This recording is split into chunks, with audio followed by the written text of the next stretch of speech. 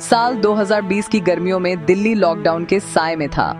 सड़कें सुनसान, बाजार बंद और लोग अपने घरों में कैद। हर तरफ एक अजीब सी खामोशी थी जिसे कभी कभी एम्बुलेंस का सायरन तोड़ता था। शांति निकेतन नाम की एक बड़ी सोसाइटी में लॉकडाउन के नियमों का सख्ती से पालन हो रहा था। गेट बंद, गार्ड चौकस और हर आने जाने वाले की जांच। सोसाइटी के लोग अपनी नई दिनचर्या में ढल चुके थे। बालकनी में योग, पड़ोसियों से दूर से बातें और टीवी देखना, सब कुछ सामान्य लग रहा था। लेकिन इस शांति के पीछे एक तूफान छुपा था। टावर बी के 5वें फ्लोर पर रहते थे मिस्टर वर्मा, रिटायर्ड ऑफिसर, अकेले, जिनके बच्चे विदेश में थे। उनकी जिंदगी सादगी से चल रही थी, लेकिन उन्हें क्या पता था कि उनकी यही सादगी किसी की बुरी नजर का शिकार बनने वाली है। उसी रात जब सोसाइटी गहरी नींद में थी, टावर बी के एक फ्लैट में मौत दस्तक दे चुकी थी। किसी को कानों कान खबर तक नहीं हुई। अगली सुबह सोसाइटी में सब कुछ सामान्य था, लेकिन टावर बी के 5वें फ्लोर पर मिस्टर वर्मा के फ्लैट का दरवाजा खुला था। दूध और अखबार बाहर पड़े थे। सफाई कर्मचारी ने दरवाजा खटखटाया, कोई जवाब नहीं मिला।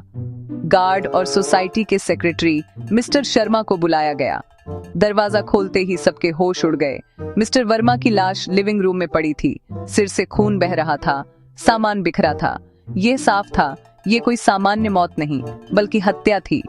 सोसाइटी में सनसनी फैल गई। सब सोचने लगे, जब बाहर से कोई आ नहीं सकता तो कातिल अंदर ही है।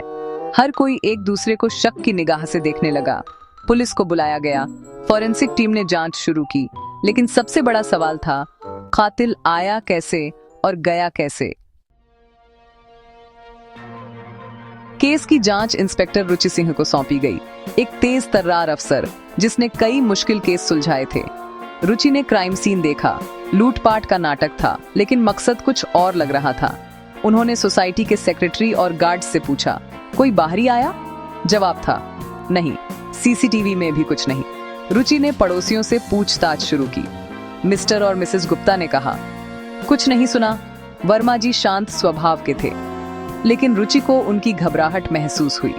बाकी पड़ोसियों से भी पूछताछ हुई, लेकिन कोई सुराग नहीं मिला। रुचि ने ठान लिया, कातिल इन्हीं में से कोई है और वो सच सामने लाकर रहेंगी। जांच बढ़ी तो पड़ोसियों के छुपे राज सामने आने लगे। मिस्टर आहूजा का वर्मा जी से पार्किंग को लेकर झगड़ा हुआ था, लेकिन उन्होंने हत्या से इनकार किया। मिस्टर गुप्ता पर शक गहराया। उनका बिजनेस ठप था, कर्ज में डूबे थे। उन्होंने भी खुद को निर्दोष बताया। नीचे वाले फ्लैट में रहने वाली नेहा से भी पूछताछ हुई। उनका वर्मा जी से बच्चों के शोर को लेकर विवाद था, लेकिन कोई ठोस वजह नहीं दिखी। हर पड़ोसी के पास कोई न कोई वजह थी, लेकिन हत्या करने जितनी बड़ी वजह किसी के पास नहीं थी। लॉकडाउन ने लोगों को घरों में कैद किया, लेकिन मन की कड़वाहट और लालच को नहीं। रुचि को एहसास हो गया, ये केस उलझे रिश्तों और छुपे मकसदों का जाल है। जब पड़ोसियों से कुछ नहीं मिला, तो जांच का रुख सोसाइटी स्टाफ की तरफ मोड़ा गया। टावर बी के गार्ड राम सिंह से पूछताछ हुई। उसकी बेटी की शादी थी, पैसों की जरूरत थी, लेकिन उसने खुद को निर्दोष बताया।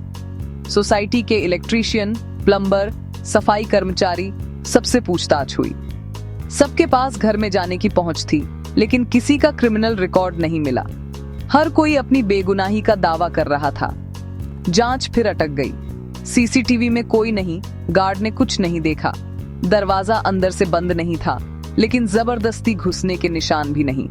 रुचि को लगा, कोई छोटी लेकिन अहम चीज नजरअंदाज हो रही है। जवाब उनकी आंखों के सामने था, बस दिख नहीं रहा था। कई दिनों बाद भी जब कुछ नहीं मिला, रुचि ने फिर से क्राइम सीन का मुआयना किया। बेडरूम की दीवार पर एक बड़ी पेंटिंग थी।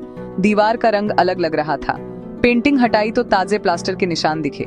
दीवार ठोकने पर एक जगह खोखली आवाज आई। दीवार तोड़ी गई। पीछे एक संकरा रास्ता था, जो वर्मा जी के बेडरूम से मिस्टर गुप्ता के फ्लैट तक जाता था। ये गुप्त रास्ता दोनों फ्लैट्स को जोड़ता था। पुलिस ने गुप्ता के फ्लैट में भी वैसा ही प्लास्टर पाया। अब शक पूरी तरह मिस्टर गुप्ता पर था। रास्ता उसी ने बनवाया था। अगला कदम था इस गुप्त रास्ते को बनाने वाले ठेकेदार को ढूंढना। सोसाइटी के पुराने रिकॉर्ड से ठेकेदारों की लिस्ट निकाली गई। ठेकेदार बंसीलाल से पूछताछ में पता चला गुप्ता ने उसे ज्यादा पैसे देकर यह रास्ता बनवाया था। बंसीलाल ने बताया, गुप्ता ने कहा था दोनों फ्लैट उनके रिश्तेदार के हैं और इमरजेंसी के लिए रास्ता चाहिए। बंसीलाल ने धमकी के डर से किसी को नहीं बताया। बंसीलाल ने कहा उसने रास्ते का कच्चा नक्शा भी बनाया था जो शायद गुप्ता के पास है। पुलिस ने गुप्ता के फ्लैट की तलाशी शुरू की। अब सबूत की तलाश थी। तलाशी में गुप्ता के घर की हर चीज खंगाली गई, लेकिन नक्शा नहीं मिला। रुचि की नजर गुप्ता की स्टडी टेबल पर गई। एक किताब के बीच से मुड़ा हुआ कागज मिला। वो नक्शा था दोनों फ्लैट्स के बीच गुप्त रास्ते का, जिस पर गुप्ता के हस्ताक्षर थे। नक्शा मिलते ही गुप्ता का चेहरा सफेद पड़ गया। तलाशी में एक हथौड़ा भी मिला जिस पर खून के धब्बे थे और वर्मा जी के गहने भी बरामद हुए। अब पूरी कहानी साफ थी। गुप्ता ने चोरी के लिए रास्ता बनवाया। पकड़े जाने पर वर्मा जी की हत्या कर दी। गुप्ता को लगा था लॉकडाउन में कोई उस पर शक नहीं करेगा, लेकिन रुचि ने सच्चाई उजागर कर दी। सारे सबूत मिलने के बाद इंस्पेक्टर रुचि ने मिस्टर गुप्ता को गिरफ्तार किया। पुलिस स्टेशन में नक्शा, ठेकेदार का बयान और फॉरेंसिक रिपोर्ट सामने रखी गई। गुप्ता टूट गया और गुनाह कबूल कर लिया। उसने बताया कर्ज और बिजनेस में घाटे ने उसे अंधा कर दिया था। चोरी की कोशिश में हत्या हो गई। उसकी पत्नी भी साजिश में शामिल थी। पुलिस ने उसे भी गिरफ्तार किया। लॉकडाउन मर्डर मिस्ट्री की खबर अखबारों में छा गई। सोसाइटी के लोग हैरान थे। जो पड़ोसी सबसे हंसकर मिलता था वही कातिल निकला। इंस्पेक्टर रुचि और उनकी टीम की तारीफ हुई। उन्होंने नामुमकिन केस सुलझाया। शांति निकेतन में जिंदगी फिर पटरी पर लौटने लगी। इंसाफ की रोशनी हर वीराने में चमक रही थी।